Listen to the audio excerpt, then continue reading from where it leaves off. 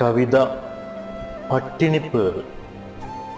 ഐഷുവിൻ്റെ ഓലമേഞ്ഞ പഴയ വീട്ടിൽ സൂര്യൻ ഉദിച്ചാൽ അടുക്കളയിലെ പാത്രങ്ങളിൽ വെളിച്ചം തട്ടിത്തിളങ്ങും. മഴ പെയ്താൽ മുറിക്കകത്തെല്ലാം തുള്ളികൾ ഉറ്റി വീഴും. പുതിയാപ്പിള ബീരാനിക്ക് പണിക്ക് പോയി കിട്ടുന്നത് 5-6 കുട്ടികളെ വയറു നിറക്കാൻ തികയുന്നില്ല. കഞ്ഞി വെച്ചു ഉപ്പുമാങ്ങയും കൂട്ടി എല്ലാവരും വിശപ്പ് മാറ്റും. പട്ടിണിയാണെങ്കിലും ഐഷുവിന് പെറാൻ പിന്നെയും പൂതിയാണ്. 7ാമത്തേതും പള്ളയിലായതോടെ മൂപ്പത്തിക്ക് പച്ചമാങ്ങക്ക് കൊതി വന്നു.